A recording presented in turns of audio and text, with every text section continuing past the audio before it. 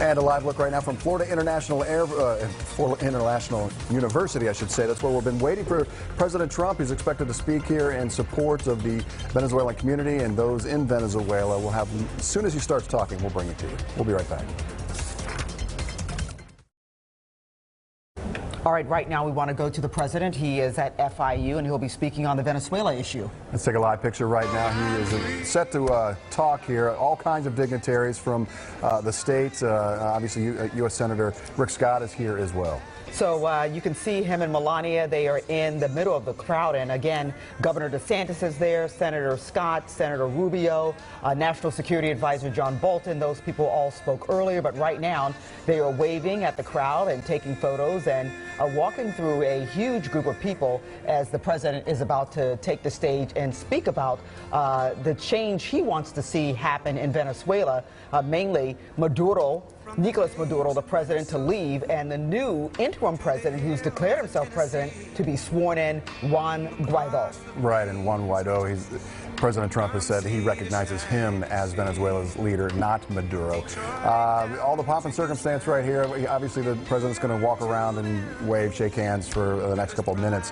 But his visit is not met without a little resistance. There have been those folks who are showing up and showing their opposition to the president and obviously what he stands for. Dan Grossman was out there with some folks who were, basically taking part in a protest. An anti-protest toward this spot. You can see that there are throngs of people inside the arena there who support the president pushing Maduro for change in that country. And he's expected to say today to the military, do not back Nicolas Maduro. It is time for the military to stand down and support the leader who the people are recognizing, Juan Guaido. And President Trump has sent a lot of humanitarian aid to Venezuela, which was rejected. Some of it has made its way in, but by and large, most of it has been rejected by Maduro. And as we all know, so many people have family there still, and they're suffering. Yes, they are desperate. People without toilet paper, without food. Thousands of them crossing into Colombia to seek refuge. And of course, the president of Colombia was in the United States last week, also speaking for the military to basically turn away from Nicolas Maduro and to back the U.S. in asking Maduro to step aside and let Juan Guaido take the realm. We're going to listen to First Lady Melania Trump. She's about to speak right now. Let's listen in.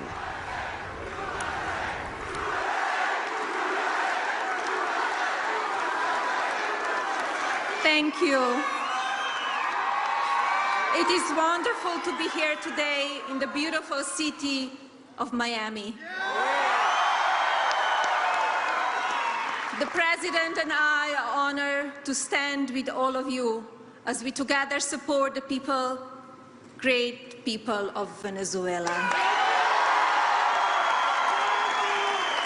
I'm proud to be here with you in the United States of America as your First Lady. Many of you in the room know what it feels like to be blessed with freedom after living under the oppression of socialism and communism.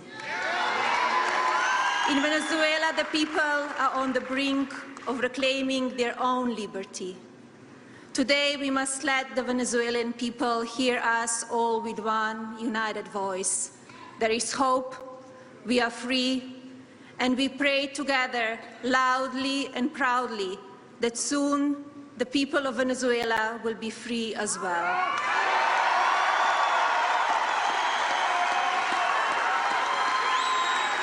My husband is here today because he cares deeply about the current suffering in Venezuela. This afternoon, he has an important message to share. Ladies and gentlemen, it is now my pleasure to introduce my husband, and the President of the United States, Donald J. Trump.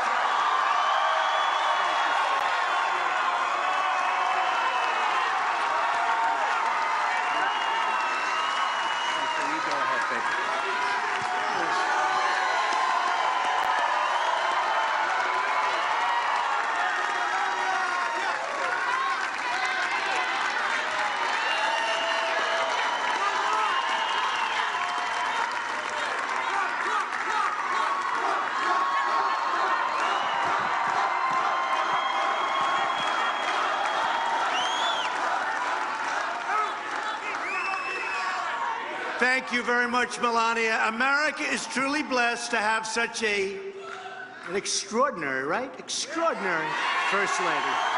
She's extraordinary, she really is. She cares about people.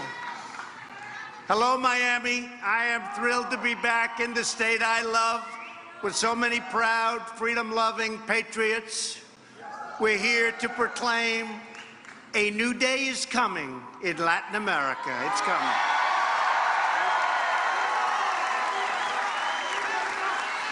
In Venezuela and across the Western Hemisphere, socialism is dying, and liberty, prosperity, and democracy are being reborn.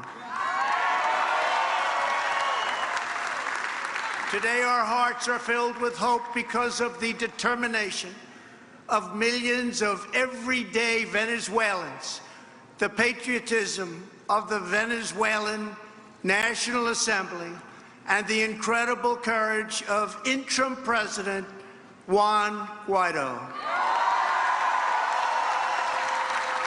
The people of Venezuela are standing for freedom and democracy, and the United States of America is standing right by their side.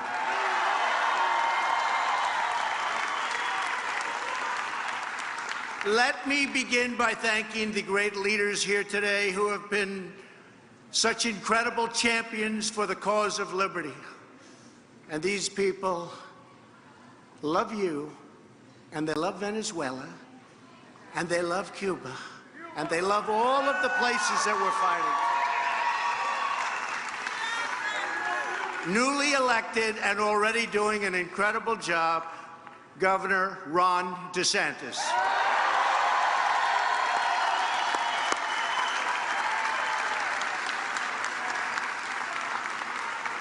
A man who I call, especially when we're talking about Cuba, Venezuela, Nicaragua, he knows a lot, and he's a friend of mine, Senator Marco Rubio.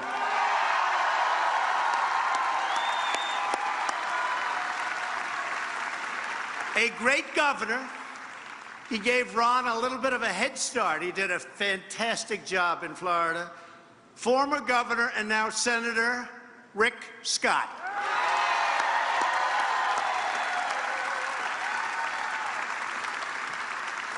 Somebody that I've gotten to know very well, especially as to the fact that my heart is in Venezuela. Representative Mario Diaz-Balart.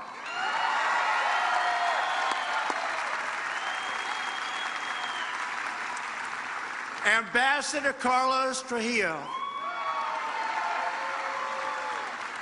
Lieutenant Governor Jeanette Nunes, your new and great Attorney General Ashley Moody, and to so many other dedicated public officials that are in this room right now, we thank you very much for being with us. Thank you. Thank you also to Secretary of Commerce Wilbur Ross, who's with us, and Ambassador Lighthizer. Ambassador Lighthizer, I have to say, just got back from a place called China.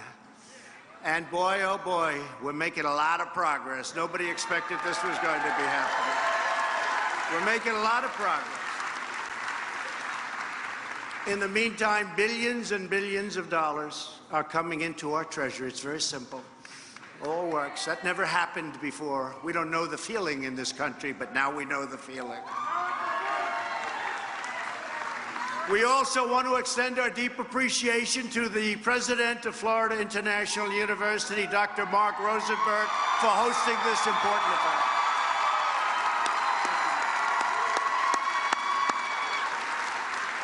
Finally, I want to thank each and every person in this wonderful audience who has made your own stand for human dignity, and that's probably just about all of you. And I want to especially thank the Venezuelan exile community that has done so much to support President Guaido, to organize aid for their compatriots, and to do just a lot back home. Thank you very much for being here. Thank you. We're with you. We are profoundly grateful to every dissident, every exile, every political prisoner, and everyone who bears witness to the horrors of socialism and communism, and who has bravely spoken out against them. Thank you very much. The fact is, you've seen the crimes and you've seen the corruption. You have seen the hunger and the suffering. You have heard the anguished pleas for help. You have protested and protested with respect, but loudly. And you have prayed for the day we can now see, which is just ahead, the day when all of the people of this region will at last be free.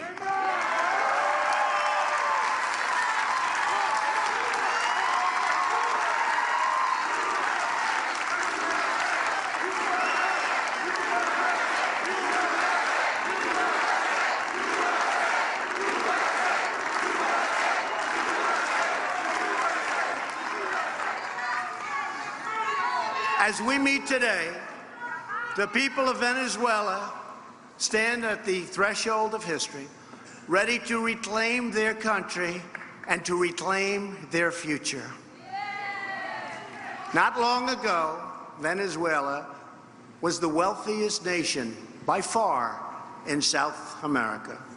But years of socialist rule have brought this once thriving nation to the brink of ruin.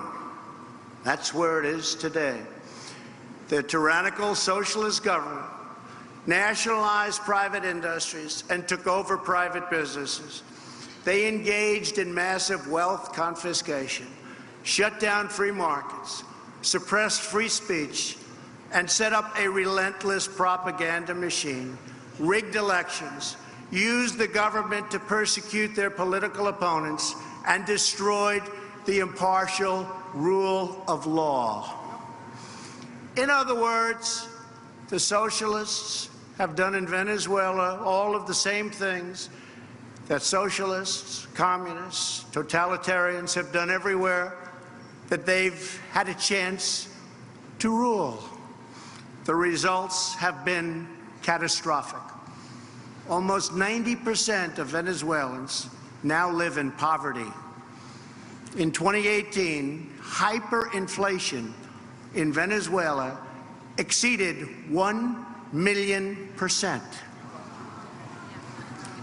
Crippling shortages of food and medicine plague the country. Socialism has so completely ravaged this great country that even the world's largest reserves of oil are no longer enough to keep the lights on. This will never happen to us.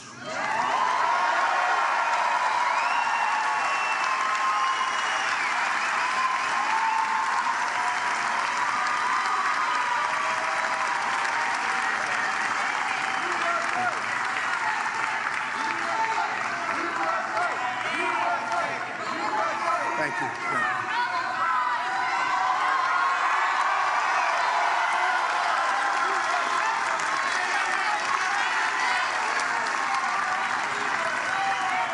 Already, more than 3 million Venezuelans have fled Maduro's brutal opposition, and brutal it is. Today, we are honored to be joined by Amita Perez, the mother of Oscar Perez, a courageous Venezuelan police officer. You know the story.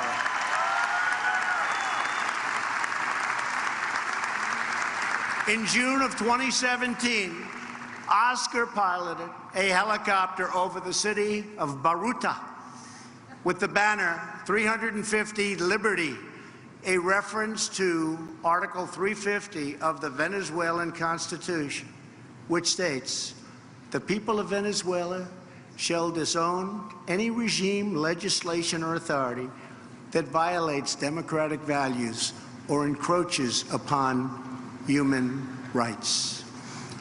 Oscar said he wanted to give the people hope. He loved the people.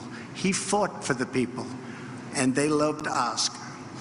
But Oscar was gunned down and killed by Venezuelans, so you know this very well. You all know the story. By the Venezuelan security forces, viciously. Aminta, our hearts break for your loss. Oscar gave his life for the freedom of his people. We all have hope today because of great, great people and patriots like Oscar. Please, Aminta.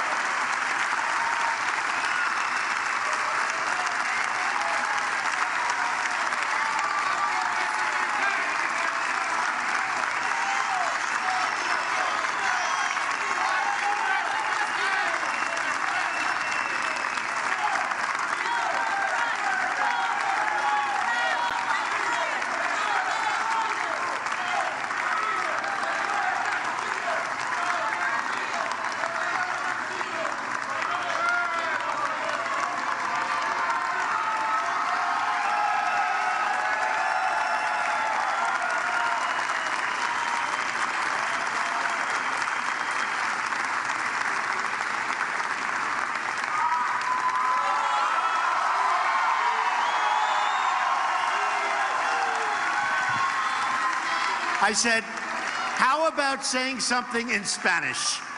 She likes Spanish. She's a little bit better in Spanish. Please. Please.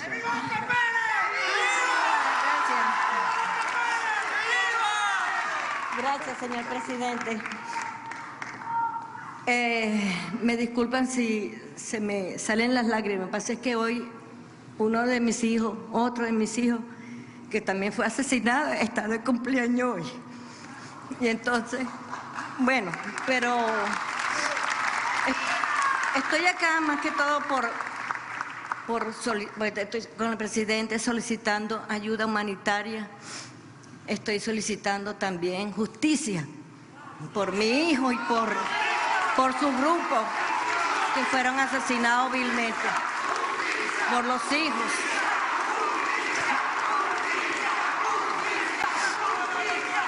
Y también para continuar con el legado de Oscar, que parte de eso somos todos nosotros.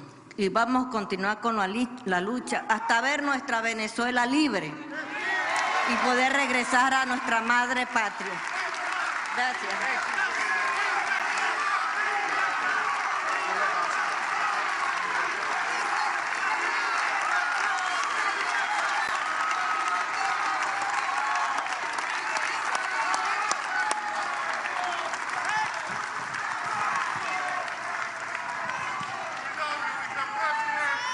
I don't know what she said, but I think I know what she said. And she is an incredible woman, and Oscar was an incredible man who will not have died in vain.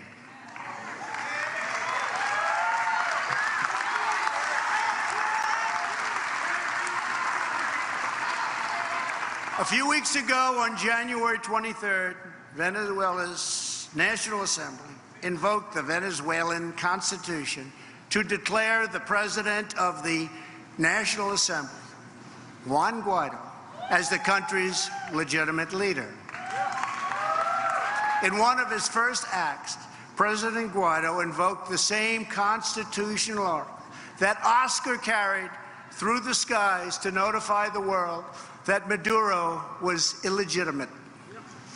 Within 30 minutes, the United States was proud to be the first nation in the world to recognize President Guaido.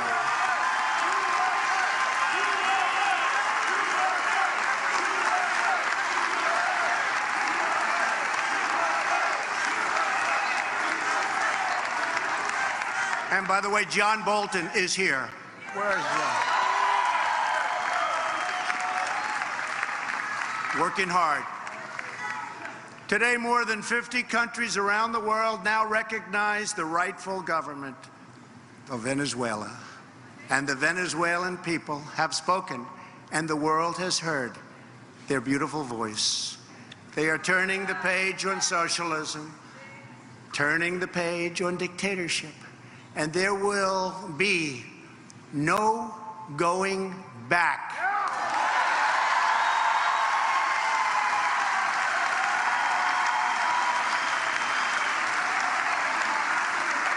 Peace-loving nations are ready to help Venezuela reclaim its democracy, its dignity, and its destiny. All the nations in our hemisphere have a shared interest in preventing the spread of socialist tyranny. Socialism, by its very nature, does not respect borders. It does not respect boundaries or the sovereign rights of its citizens or its neighbors. It's always seeking to expand, to encroach, and to subjugate others to its will. The twilight hour of socialism has arrived in our hemisphere, and frankly, in many, many places around the world. The days of socialism and communism are numbered not only in Venezuela, but in Nicaragua and in Cuba as well.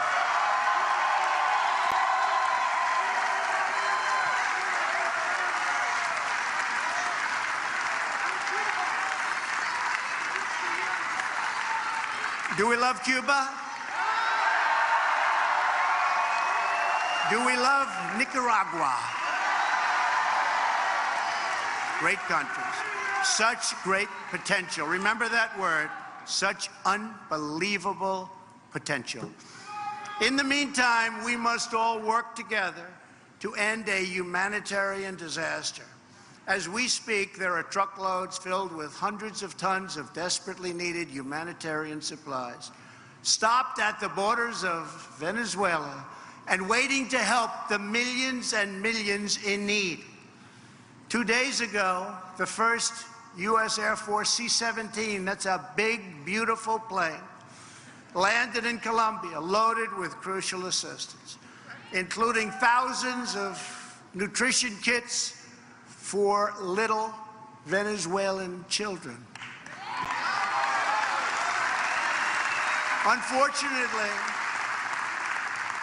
dictator Maduro has blocked this life-saving aid from entering the country.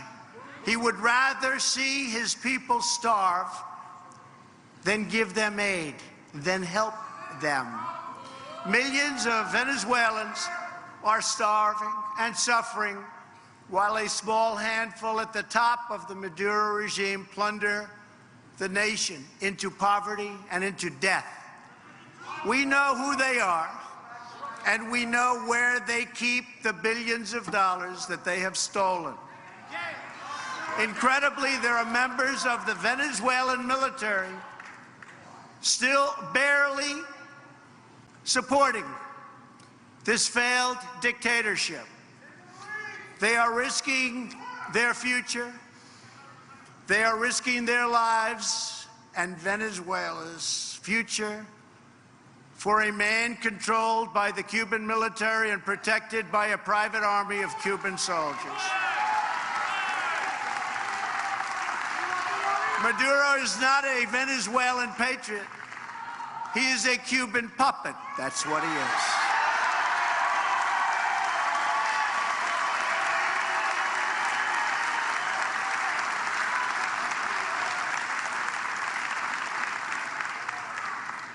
And remember that hundreds of millions of dollars used to be paid to Cuba, but no longer, because they no longer have that kind of wealth to be able to do it. So things are changing, and they're changing fast.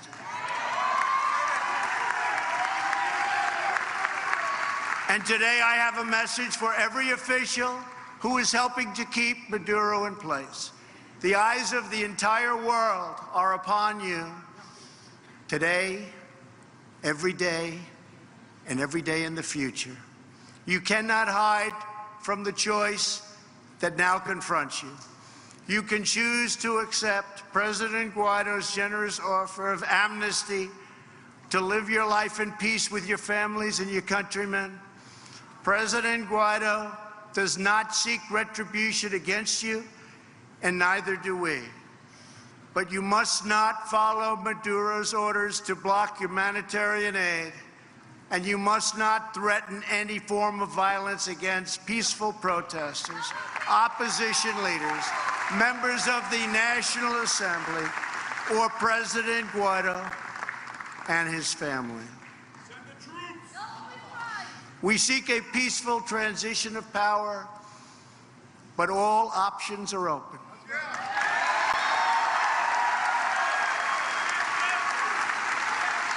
We want to restore Venezuelan democracy, and we believe that the Venezuelan military and its leadership have a vital role to play in this process. If you choose this path, you have the opportunity to help forge a safe and prosperous future for all of the people of Venezuela. Or you can choose the second path, continuing to support Maduro.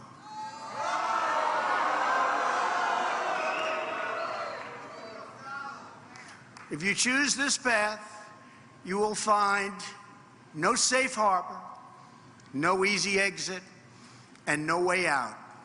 You will lose everything.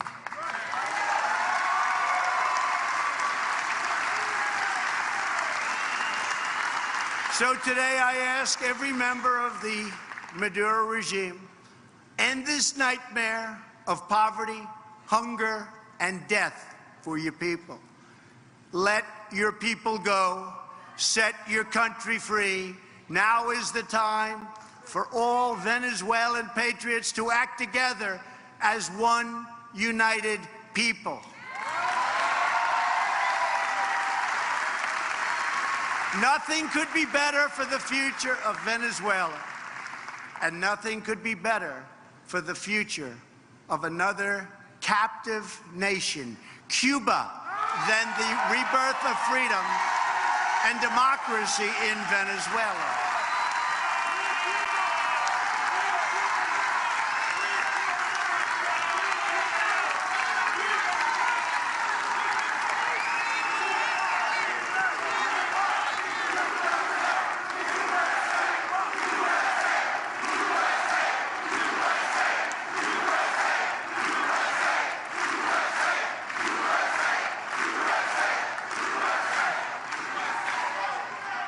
For decades, the socialist dictatorships of Cuba and Venezuela have propped each other up in a very corrupt bargain. Venezuela gave Cuba oil. In return, Cuba gave Venezuela a police state run directly from Havana.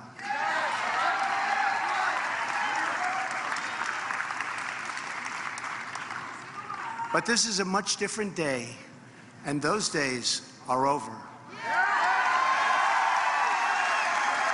The ugly alliance between the two dictatorships is coming to a rapid end. A new future is beginning. All of us in this arena, and thousands and thousands and thousands of people outside, you have to see it, are united because we know the truth about socialism. In Venezuela, in Cuba, in Nicaragua, and all around the world.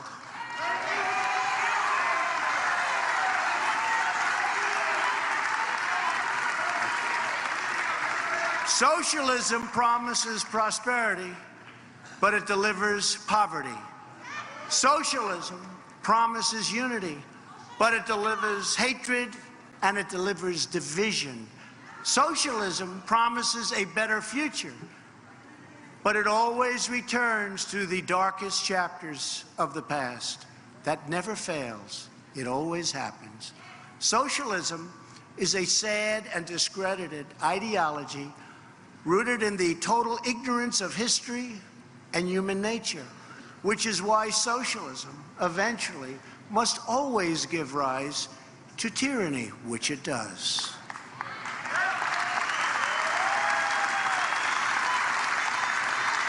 Socialists profess a love of diversity, but they always insist on absolute conformity. We know that socialism is not about justice. It's not about equality. It's not about lifting up the poor. Socialism is about one thing only: power for the ruling class.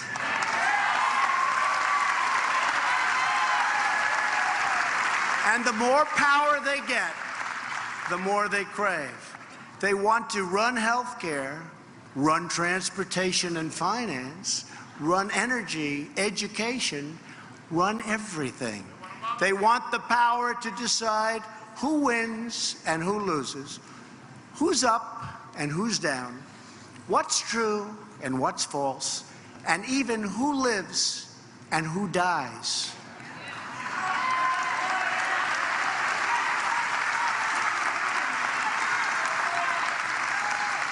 In short, all of us here today know that there is nothing less democratic than socialism. Everywhere and anywhere it appears, socialism advances under the banner of progress, but in the end it delivers only corruption, exploitation, and decay. With us today is David Smolansky.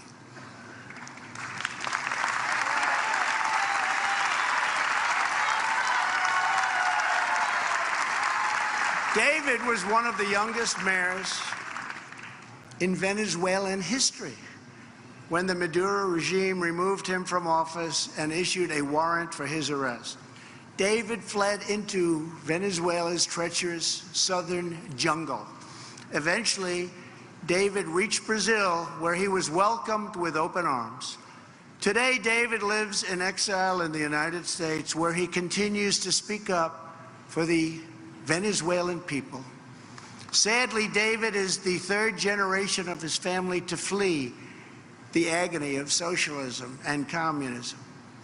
David's grandparents fled the Soviet Union in 1927, and his father fled communist Cuba in 1970.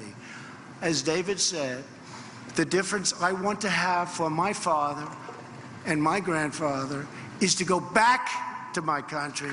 My grandparents never went back to Kiev. My father has not been back to Havana. I hope I can soon return to Venezuela. I think that will happen, David.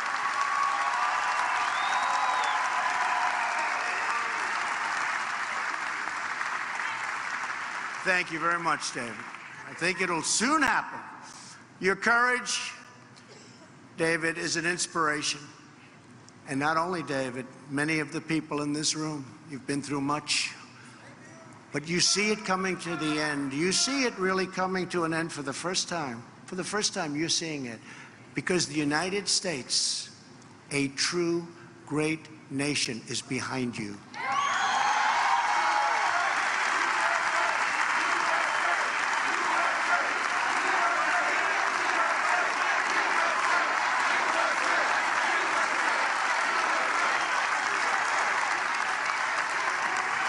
And so as the United States stands up for democracy in Venezuela, we reaffirm the solidarity with the long-suffering people of Cuba and Nicaragua and people everywhere living under socialist and communist regimes.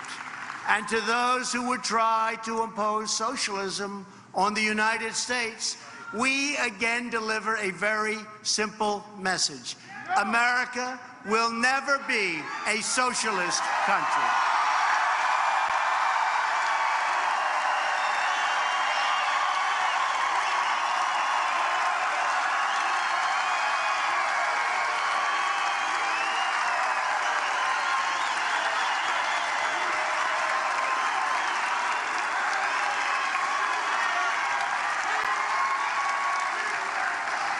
We are born free, and we will stay free now and forever. We know what freedom can do in Venezuela because we have seen that future right here in Doral. We know what freedom can do in Cuba because we have seen that future right here in Miami. We know what freedom can do in Nicaragua because we have seen that future in Sweetwater.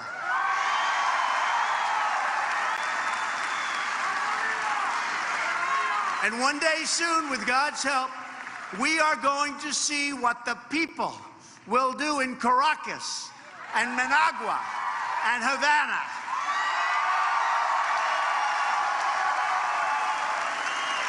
And when Venezuela is free, and Cuba is free, and Nicaragua is free, this will become the first free hemisphere in all of human history.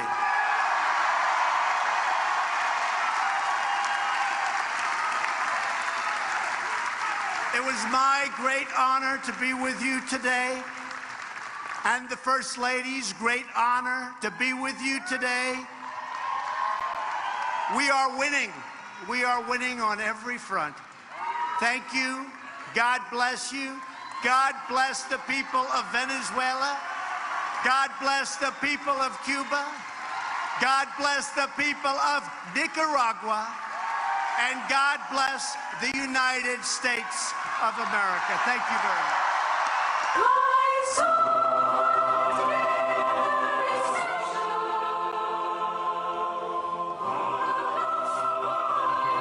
We're taking a live look at President Donald Trump there making a speech there at FIU at the Ocean Bank Arena. They're surrounded by Venezuelan supporters there, making an announcement saying, quote, "A new day is coming to Latin America." He praised Venezuela's interim president, Juan Guaido. They're saying the U.S. is standing right by their side. A very moving speech from the president there. And you heard chants of freedom, freedom in Spanish there from many of the supporters there.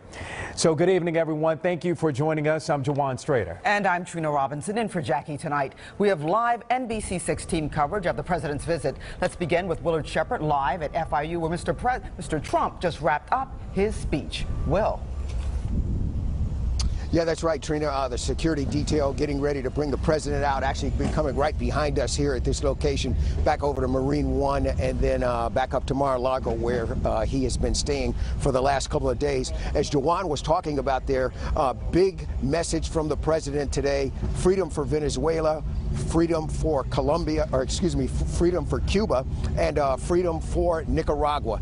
Those messages, obviously, this was more targeted to the Venezuelan audience. So many of them living in the Doral area, this section here in South Florida, having family members back there in Venezuela. He did say that 2 days ago, a C-17 aircraft, U.S. Air Force aircraft, huge airplane, landed with supplies in Colombia, food, medical supplies, other things badly needed, and that it had all been blocked there by the Maduro government.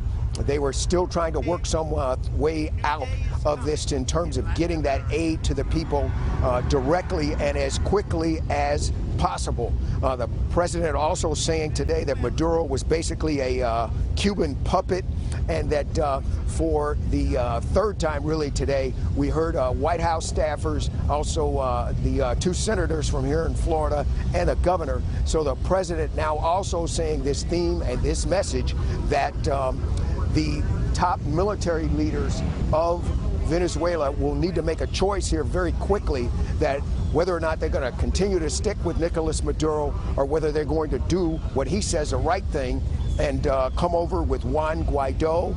He says Mr. Guaido has offered them amnesty, that they can still remain in the country, but they're trying to get some of these military leaders, their top officers in Venezuela, to go ahead and separate from Nicolas Maduro. The president did say that they wanted, the United States wants a peaceful transition of power to Mr. Guaido, but he said all options are on the table. All options on the table. If it comes to some type of military activity, that would be coming up from United States Southern Command, which is also located in Doral, Florida. Okay, let me just show you a little bit of what the president had to say a short time ago. We're here to proclaim a new day is coming in Latin America. It's coming. The people of Venezuela are standing for freedom and democracy, and the United States of America is standing right by their side. And the president also saying socialism does not work and that Venezuela really is a perfect example for that. He should be exiting here shortly and heading over to his aircraft to leave the FIU campus. Let me send it back to you.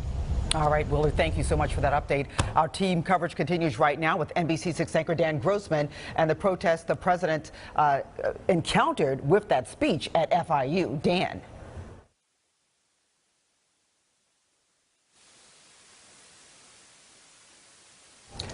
And right now we're having a little bit of trouble. It took less than 5 minutes for structured protest at FIU Don't listen to him. Hey, this is not your place. You hunched out. To turn into impromptu debate. I'm shaking. I can't stand right now. This is ridiculous. I mean, it's just, it breaks my heart. Antonio Marino was on his way to class when he saw the sea of people protesting President Donald Trump's appeals to Venezuela outside the Graham Center. We have the right to have food in our table. Karime Kafruni too, when they both decided to stop and toss their opinions into this divided hat. Everyone has the right to say something. But how can they say something if they've never experienced what I had to live, what every single Venezuelan in my country is experiencing? How can they say, hands up Venezuela, when we're at this, of getting rid of a dictatorship? It's about oil! It's about oil! Through unified chants, the message was clear. Do not interfere in Venezuela. I'm not commenting on, the president's been very clear it's his decision to make, and he's been very clear that every option is on the table, and that means a lot of different things, and that's not for me to make that decision. On Monday, many voices were heard in response to any possible presidential action. And that was Dan Grossman reporting right there, and he's going to have another report coming up at 6 o'clock. And that'll do it for the NBC6 News at 5:30. We're going to take a break, but we'll be back with more in just a bit.